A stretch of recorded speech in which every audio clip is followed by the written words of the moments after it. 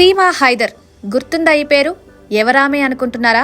అదేనండి, ఏకంగా పాకిస్తాన్ నుంచే పారిపోయి కట్టుకున్న భర్తను వదిలేసి మరీ ఇండియాకొచ్చి తన ప్రియుణ్ణి పెళ్లి చేసుకుంది.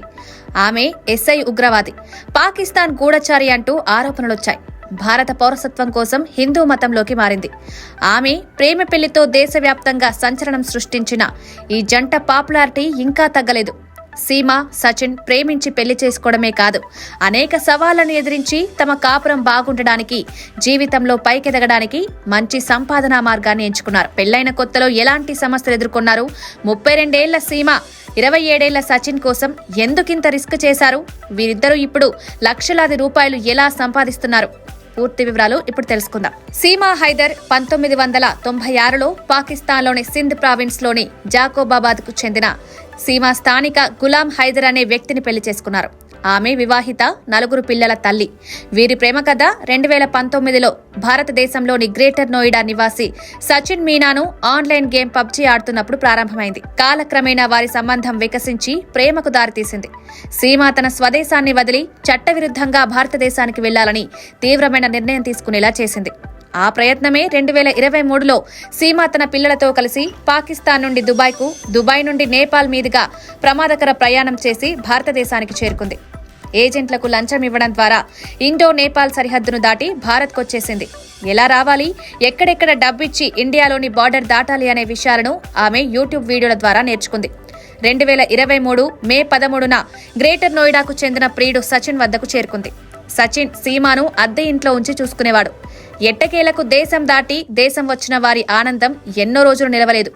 2023 జూలై 4న సీమా, సచిన్ పై ఆయన తండ్రి ఇచ్చిన ఫిర్యాదు మేరకు గ్రేటర్ నోయిడా పోలీసులు వారిని అదుపులోకి తీసుకున్నారు. వారిపై భారత శిక్షా స్మృతి, విదేశీ చట్టం మరియు పాస్పోర్ట్ చట్టంతో పాటు అక్రమ చొరబాటు సహా వివిధ నేరాల కింద అభియోగాలు మోపి వారిని అరెస్టు చేసి జైలుకు తరలించారు. అయితే జైలుకు వెళ్లి కేవలం 4 రోజులకే, అంటే జూలై 8, 2023న వారికి బెయిల్ లభించింది. శత్రుదేశం కావడంతో పాటు ఆమె ఇక్కడ ఉండేందుకు చట్టపరమైన ఇబ్బందులు ఉన్నప్పటికీ సీమా సచిన్తో కలిసి భారతదేశంలోనే ఉంటారని బలంగా చెప్పింది. అంతేకాదు, తాను హిందూ మతంలోకి మారతానని, తనకు భారతదేశ పౌరసత్వం మంజూరు చేయాలని కేంద్ర ప్రభుత్వాన్ని అభ్యర్థించింది. అందుకు బలమైన కారణం లేకపోలేదు. సీమా అన్నయ్యతో పాటు మామ పాకిస్తాన్ సైన్యంలో పనిచేస్తుండేవారు.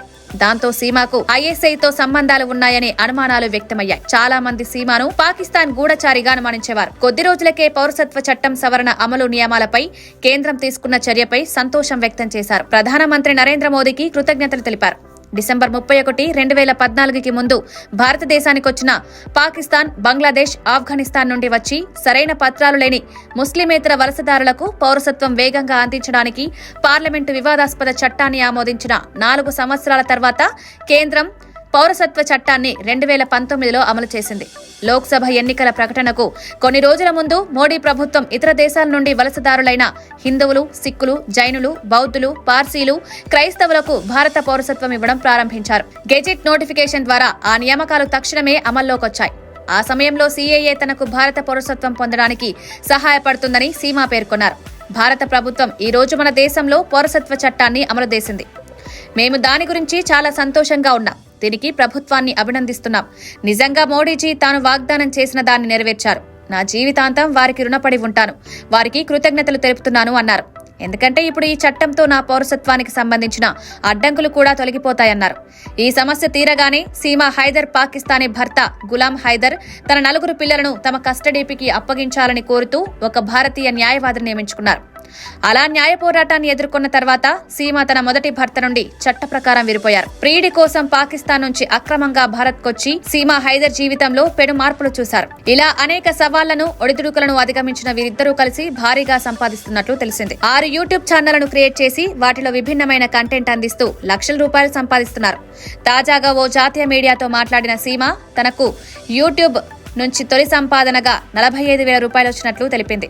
అప్పటి నుంచి ఆ మొత్తం అమౌంట్ పెరుగుతూ వస్తుందట.